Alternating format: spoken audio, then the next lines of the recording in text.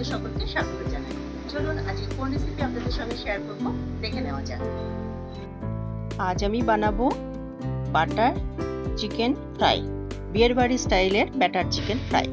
আমি তার জন্য এখানে চিকেন খুবই পিস আমি পাতলা পাতলা করে কেটে নিয়েছি। এখানে আদা দিলাম, রসুন দিচ্ছি আর দিচ্ছি লবণ, মানে পরিমাণ মতো লবণ, আর লাল লঙ্কার গুঁড়ো দিলাম। এটা কাঁচা লঙ্কার গুঁড়ো দিলেও হবে। এখানে আমি 1 চামচ বাটার দিলাম, বাটারটা একটু গলিয়ে দিলে ভালো হয়। এখানে সামান্য হলুদ দিলাম আর লেবুর রস দিলাম, দিয়ে ভালোভাবে এটাকে ম্যারিনেশন করে রেখে দেবো। ম্যারিনেশন করে 1 ঘন্টা মতন রেখে দেবো।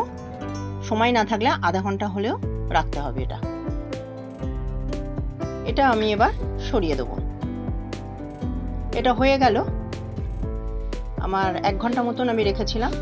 এবার আমি একটা ব্যাটার বানাবো। তার জন্য একটা ডিম আমি আলাদা একটা বলে ভেঙে নিলাম, দিয়ে এটা ভালোভাবে ফেটিয়ে নেব।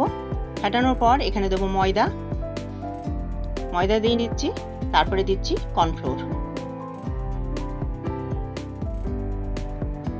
এখানে দিলাম আদা রসুনের সামান্য করে একটু পেস্ট দিয়ে ভালোভাবে ঘুটিয়ে নিচ্ছি।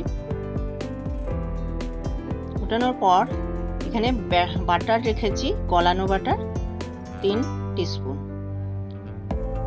এখানে আর একটা ডিম একটু গাঢ় হয়েছে, সেই জন্য আর একটা ডিম আমি ভেঙে 3-4 চামচ দেবো। এখানে সামান্য লবণ দিলাম আর লঙ্কার গুঁড়ো দিলাম। এখানে গোলমরিচ গুঁড়ো দিলাম, দিয়ে ভালোভাবে আবার ফেটিয়ে রাখছি। এখানে 3-4 চামচ ব্যাটার দিয়ে দিচ্ছি, ডিমের গোলাটা দিয়ে দিলাম। এবার একটা করে চিকেন নিয়ে ব্যাটারে আমি লাগিয়ে তেলটা দিয়েছি গরম করতে, তেলের মধ্যে দেবো। মিডিয়াম টু হাই ফ্লেমে থাকবে এটা, মিডিয়াম একদমই লো ফ্লেমে রাখবো না। এইভাবে গাঢ় করতে হবে, ব্যাটারটা পুরো গাঢ় করে রাখতে হবে। আর এরকম ঝরিয়ে নিতে হবে যাতে গায়ে অল্প ব্যাটার থাকে, যাতে চিকেনটা ভালোভাবে ফ্রাই হয়ে যায়, বয়েল হয়ে যায়।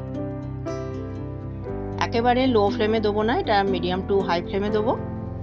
আবার খুব হাই ফ্লেমে থাকলে কিন্তু ওপরটা লাল হয়ে যাবে, কিন্তু ভেতরে চিকেনটা কাঁচা থাকবে। সেই জন্য এইটা খেয়াল রেখে মিডিয়াম ফ্লেমে এটা ভেজে নেবে। ভাজা হয়ে গেছে, আমি এইভাবে উঠিয়ে রাখছি। ফার্স্ট ব্যাচে যা দিয়েছিলাম সেগুলো ভাজা হয়ে গেছে। এটা খেতে কিন্তু দুর্দান্ত লাগে। এরকম ডিপ ব্রাউন কালার হয়ে গেলে সঙ্গে সঙ্গে উঠিয়ে নেবো। আর এটা আমি টমেটো কেচাপ দিয়ে পরিবেশন করেছি, এটা মায়োনেজ দিয়েও দিতে পারো।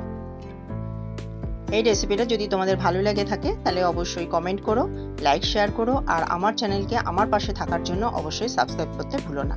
আজকে এই অবধি, অন্য কোনো দিন অন্য কোনো টেস্টি রেসিপি নিয়ে, নতুন রেসিপি নিয়ে হাজির হয়ে যাব। ধন্যবাদ।